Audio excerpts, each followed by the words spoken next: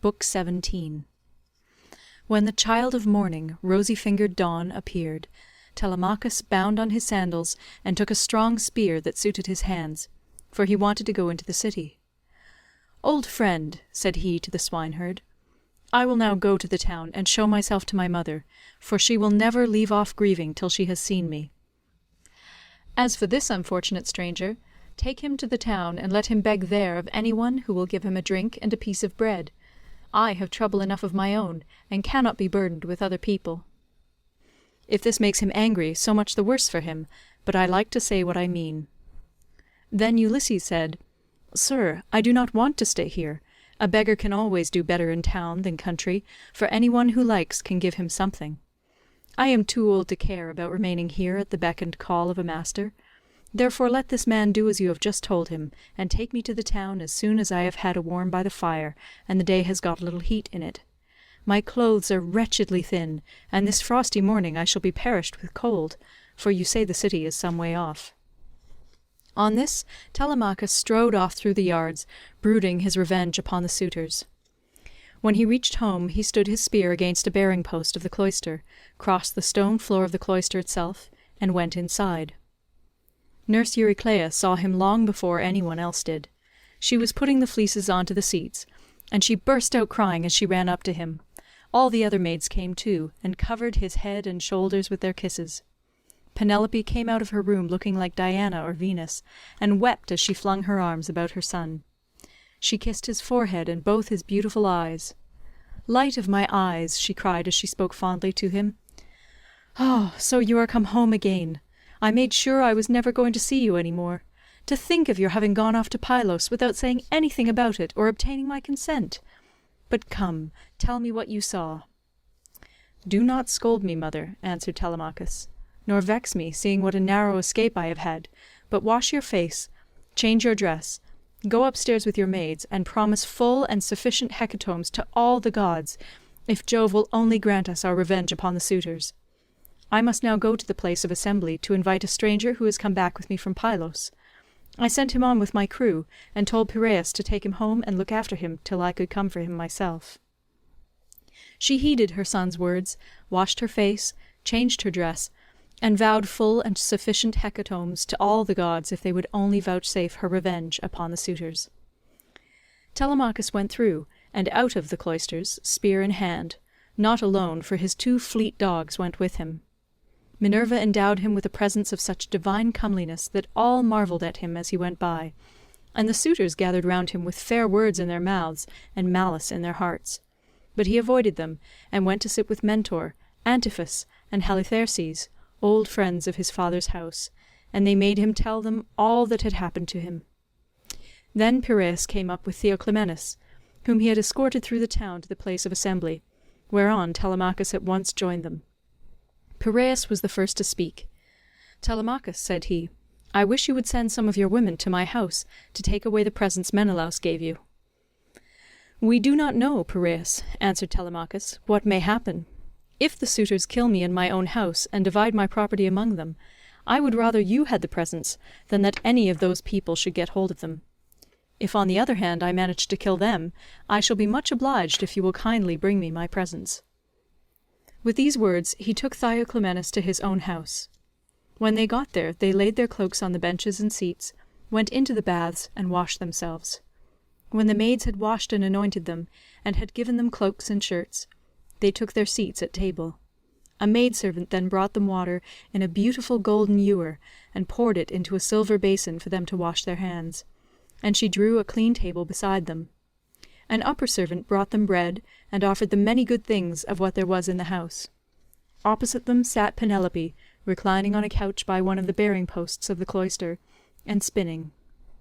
Then they laid their hands on the good things that were before them, and as soon as they had had enough to eat and drink, Penelope said, "Telemachus, I shall go upstairs and lie down on that sad couch, which I have not ceased to water with my tears, from the day Ulysses set out for Troy with the sons of Atreus. You failed, however, to make it clear to me before the suitors came back to the house, whether or no you had been able to hear anything about the return of your father." "I will tell you then truth," replied her son. "We went to Pylos, and saw Nestor, who took me to his house and treated me as hospitably as though I were a son of his own, who had just returned after a long absence. So also did his sons, but he said he had not heard a word from any human being about Ulysses, whether he was alive or dead. He sent me, therefore, with a chariot and horses to Menelaus. There I saw Helen, for whose sake so many, both Argives and Trojans, were in heaven's wisdom doomed to suffer. Menelaus asked me what it was that had brought me to Lacedaemon, and I told him the whole truth, whereon he said, "So then, these cowards would usurp a brave man's bed? A hind might as well lay her new-born young in the lair of a lion, and then go off to feed in the forest or in some grassy dell. The lion, when he comes back to his lair, will make short work with the pair of them, and so will Ulysses with these suitors. By Father Jove, Minerva, and Apollo, if Ulysses is still the man that he was when he wrestled with Philomelides in Lesbos, and threw him so heavily that all the Greeks cheered him, if he is still such, and were to come near these suitors, they would have a short shrift and a sorry wedding. As regards your question, however, I will not prevaricate nor deceive you, but what the old man of the sea told me, so much will I tell you in full. He said he could see Ulysses on an island sorrowing bitterly in the house of the nymph Calypso, who was keeping him prisoner, and he could not reach his home, for he had no ships nor sailors to take him over the sea. This was what Menelaus told me, and when I had heard his story I came away. The gods then gave me a fair wind, and soon brought me safe home again." With these words he moved the heart of Penelope. Then Theoclymenus said to her, "Madam, wife of Ulysses, Telemachus does not understand these things. Listen therefore to me, for I can divine them surely, and will hide nothing from you. May Jove the king of heaven be my witness, and the rites of hospitality, with that hearth of Ulysses to which I now come, that Ulysses himself is even now in Ithaca, and, either going about the country or staying in one place, is inquiring into all these evil deeds, and preparing a day of reckoning for the suitors. I saw an omen when I was on the ship which meant this, and I told Telemachus about it." "May it be even so," answered Penelope. "If your words come true, you shall have such gifts and such goodwill from me that all who see you shall congratulate you." Thus did they converse. Meanwhile the suitors were throwing discs, or aiming with spears at a mark on the levelled ground in front of the house, and behaving with all their old insolence. But when it was now time for dinner, and the flock of sheep and goats had come into the town from all the country round, with their shepherds as usual, then Medon, who was their favourite servant, and who waited upon them at table, said, "Now then, my young masters, you have had enough sport, so come inside, that we may get dinner ready. Dinner is not a bad thing at dinner time." They left their sports as he told them, and when they were within the house, they laid their cloaks on the benches and seats inside, and then sacrificed some sheep, goats, pigs, and a heifer, all of them fat and well grown. Thus they made ready for their meal. In the meantime Ulysses and the swineherd were about starting for the town, and the swineherd said, "Stranger, I suppose you still want to go to town today, as my master said you were to do. For my own part, I should have liked you to stay here as a station hand, but I must do as my master tells me, or he will scold me later on, and a scolding from one's master is a very serious thing. Let us then be off, for it is now broad day. It will be night again directly, and then you will find it colder." "I know and understand you," replied Ulysses. "You need say no more. Let us be going, but if you have a stick ready cut, let me have it to walk with, for you say the road is a very rough one." As he spoke, he threw his shabby old tattered wallet over his shoulders by the cord from which it hung, and Eumaeus gave him a stick to his liking. The two then started, leaving the station in charge of the dogs and herdsmen who remained behind.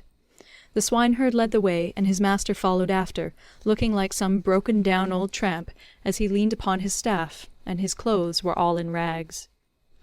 When they had got over the rough steep ground, and were nearing the city, they reached the fountain from which the citizens drew their water. This had been made by Ithacus, Neritus, and Polyctor. There was a grove of water-loving poplars planted in a circle all round it, and the clear, cold water came down to it from a rock high up, while above the fountain there was an altar to the nymphs, at which all wayfarers used to sacrifice. Here Melanthius, son of Dolius, overtook them as he was driving down some goats, the best in his flock, for the suitors' dinner, and there were 2 shepherds with him. When he saw Eumaeus and Ulysses, he reviled them with outrageous and unseemly language, which made Ulysses very angry. "There you go," cried he, "and a precious pair you are. See how heaven brings birds of the same feather to one another. Where, pray, master swineherd, are you taking this poor miserable object? It would make anyone sick to see such a creature at table. A fellow like this never won a prize for anything in his life, but will go about rubbing his shoulders against every man's doorpost, and begging, not for swords and cauldrons like a man, but only for a few scraps not worth begging for.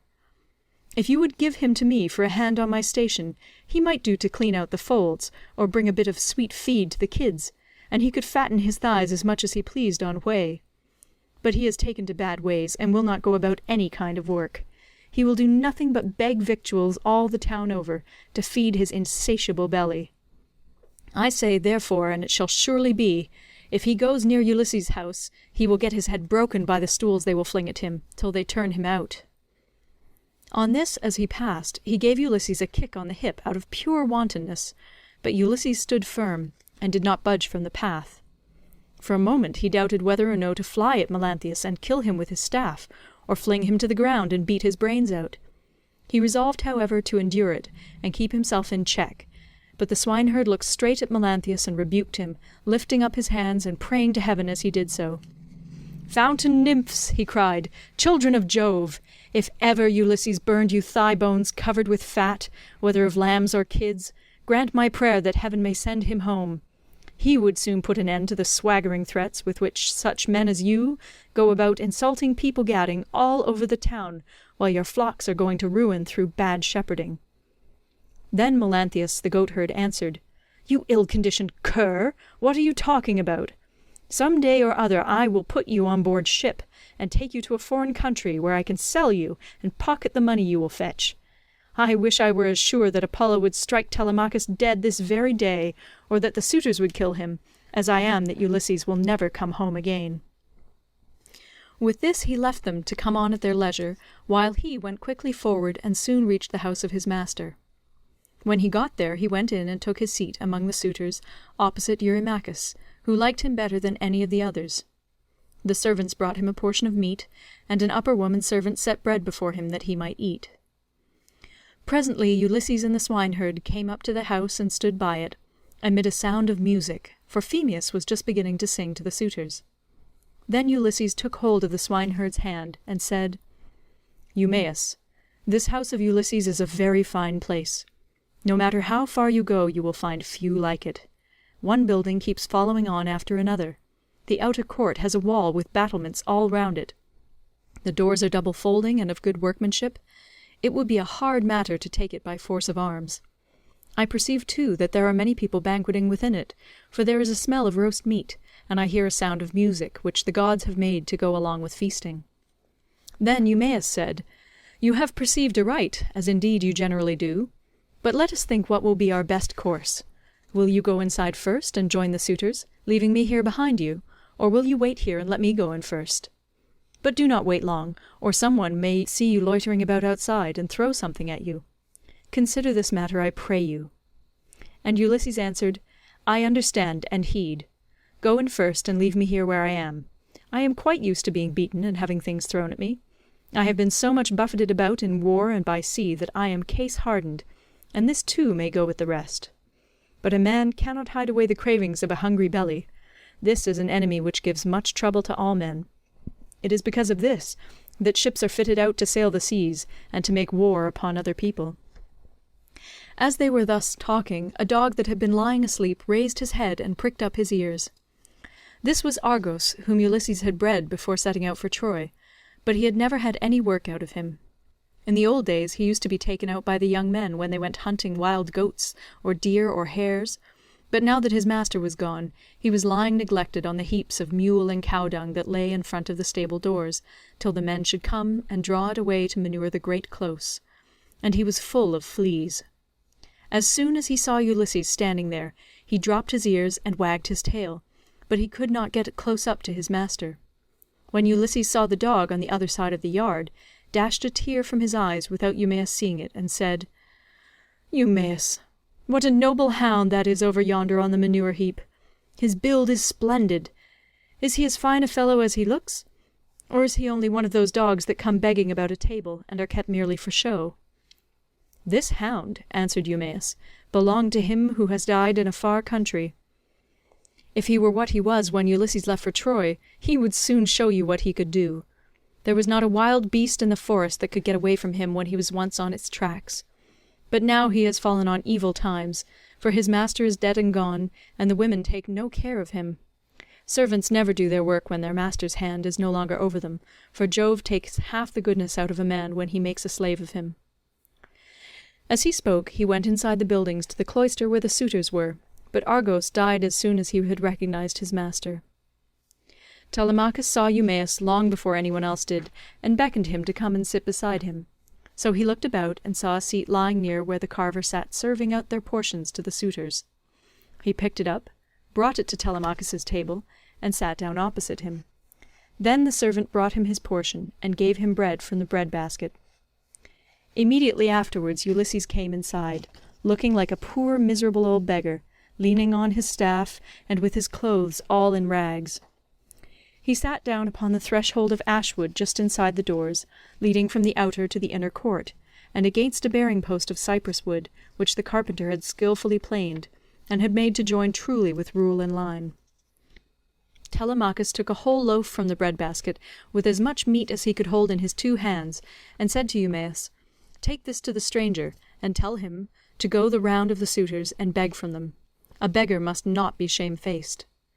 So Eumaeus went up to him and said, "Stranger, Telemachus sends you this, and says you are to go the round of the suitors begging, for beggars must not be shamefaced."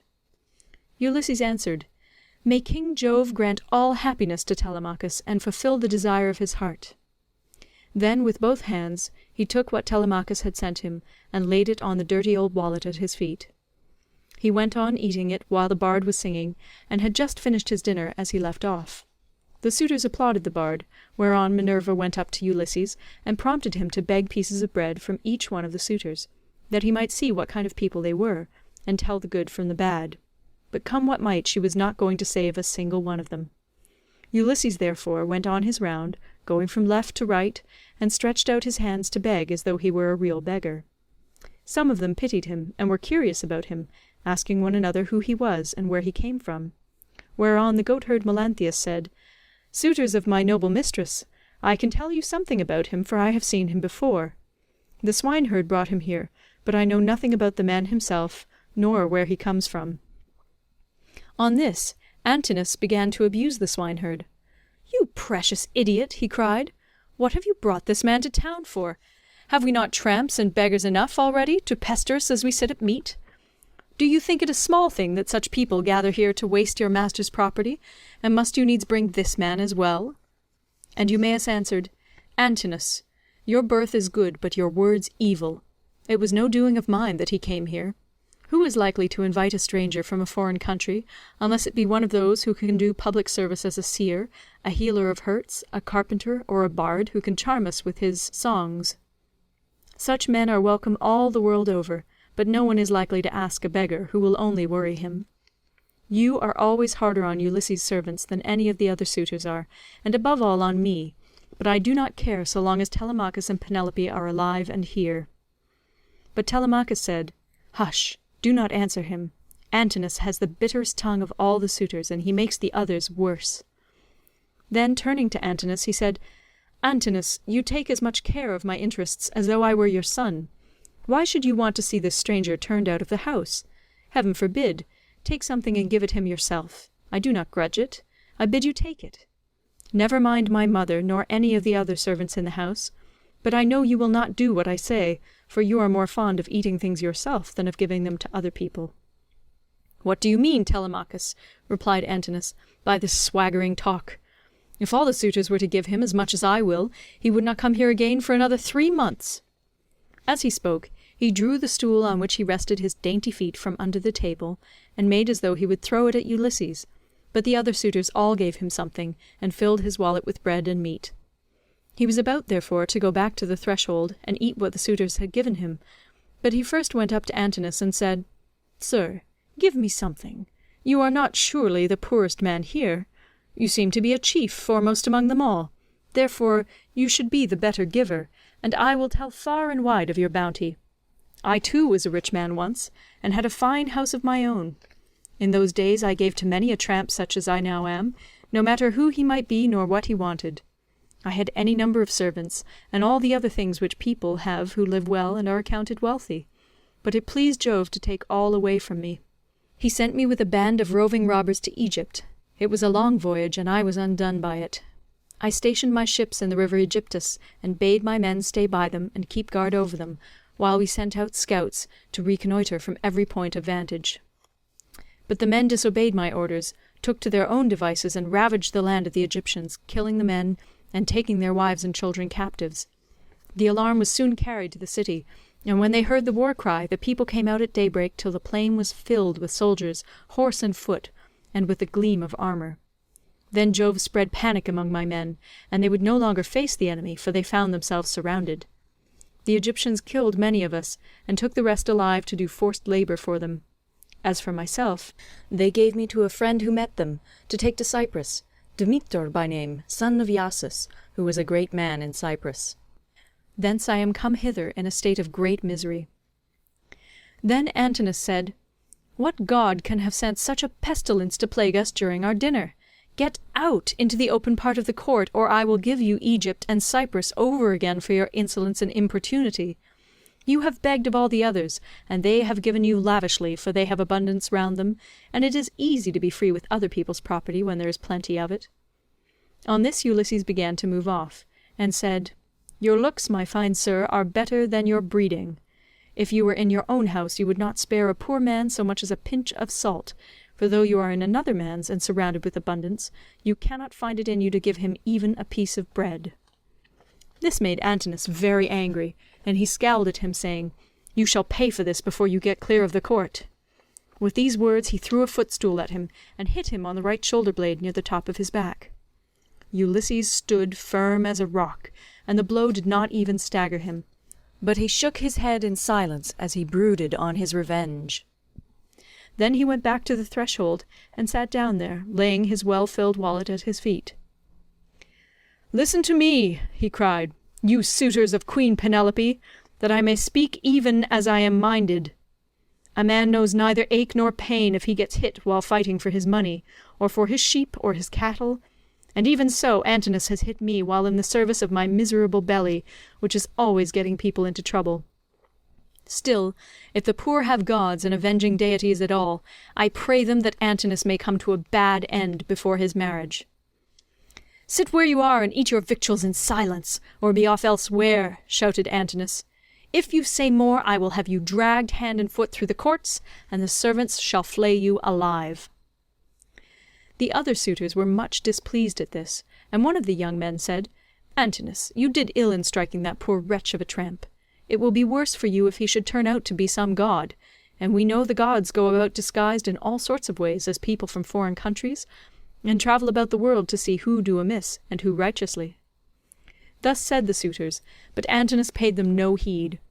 Meanwhile Telemachus was furious about the blow that had been given to his father, and though no tear fell from him, he shook his head in silence and brooded on his revenge. Now when Penelope heard that the beggar had been struck in the banqueting cloister, she said before her maids, "Would that Apollo would so strike you, Antinous." And her waiting woman Eurynome answered, "If our prayers were answered, not one of the suitors would ever again see the sun rise." Then Penelope said, "Nurse, I hate every single one of them, for they mean nothing but mischief, but I hate Antinous like the darkness of death itself.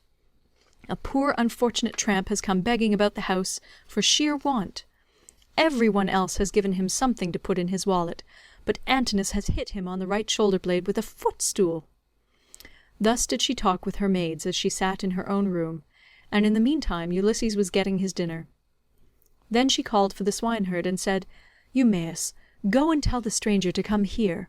I want to see him and ask him some questions. He seems to have travelled much, and he may have seen or heard something of my unhappy husband." To this you answered, O swineherd Eumaeus, "If these Achaeans, madam, would only keep quiet, you would be charmed with the history of his adventures. I had him 3 days and 3 nights with me in my hut, which was the first place he reached after running away from his ship, and he has not yet completed the story of his misfortunes. If he had been the most heaven-taught minstrel in the whole world, on whose lips all hearers hang entranced, I could not have been more charmed as I sat in my hut and listened to him. He says there is an old friendship between his house and that of Ulysses, and that he comes from Crete, where the descendants of Minos live, after having been driven hither and thither by every kind of misfortune. He also declares that he has heard of Ulysses as being alive, and near at hand among the Thesprotians, and that he is bringing great wealth home with him. "Call him here, then," said Penelope, "that I too may hear his story. As for the suitors, let them take their pleasure indoors or out as they will, for they have nothing to fret about. Their corn and wine remain unwasted in their houses, with none but servants to consume them, while they keep hanging about our house day after day, sacrificing our oxen, sheep, and fat goats for their banquets, and never giving so much as a thought to the quantity of wine they drink. No estate can stand such recklessness, for we have now no Ulysses to protect us. If he were to come again, he and his son would soon have their revenge." As she spoke, Telemachus sneezed so loudly that the whole house resounded with it. Penelope laughed when she heard this, and said to Eumaeus, "Go and call the stranger. Did you not hear how my son sneezed just as I was speaking? This can only mean that all the suitors are going to be killed, and that not one of them shall escape. Furthermore, I say, and lay my saying to your heart, if I am satisfied that the stranger is speaking the truth, I shall give him a shirt and cloak of good wear." When Eumaeus heard this, he went straight to Ulysses and said, "Father stranger, my mistress Penelope, mother of Telemachus, has sent for you. She is in great grief, but she wishes to hear anything you can tell her about her husband, and if she is satisfied that you are speaking the truth, she will give you a shirt and cloak, which are the very things that you are most in want of. As for bread, you can get enough of that to fill your belly by begging about the town and letting those give that will." "I will tell Penelope," answered Ulysses, "nothing but what is strictly true. I know all about her husband, and have been partner with him in affliction, but I am afraid of passing through this crowd of cruel suitors, for their pride and insolence reach heaven. Just now, moreover, as I was going about the house without doing any harm, a man gave me a blow that hurt me very much, but neither Telemachus nor anyone else defended me. Tell Penelope, therefore, to be patient and wait till sundown. Let her give me a seat close up to the fire, for my clothes are worn very thin. You know they are, for you have seen them ever since I first asked you to help me. She can then ask me about the return of her husband." The swineherd went back when he heard this, and Penelope said as she saw him cross the threshold, "Why do you not bring him here, Eumaeus? Is he afraid that some one will ill-treat him, or is he shy of coming inside the house at all? Beggars should not be shamefaced." To this you answered, O swineherd Eumaeus, "The stranger is quite reasonable. He is avoiding the suitors, and is only doing what anyone else would do. He asks you to wait till sundown, and it will be much better, madam, that you should have him all to yourself, when you can hear him and talk to him as you will." "The man is no fool," answered Penelope. "It would very likely be as he says, for there are no such abominable people in the whole world as these men are." When she had done speaking, Eumaeus went back to the suitors, for he had explained everything. Then he went up to Telemachus, and said in his ear so that none could overhear him, "My dear sir, I will now go back to the pigs, to see after your property and my own business. You will look to what is going on here, but above all be careful to keep out of danger, for there are many who bear you ill will. May Jove bring them to a bad end before they do us a mischief." "Very well," replied Telemachus. "Go home when you have had your dinner, and in the morning come here with the victims we are to sacrifice for the day. Leave the rest to heaven and me." On this Eumaeus took his seat again, and when he had finished his dinner, he left the courts and the cloister with the men at table, and went back to his pigs. As for the suitors, they presently began to amuse themselves with singing and dancing, for it was now getting on towards evening. End of Book 17.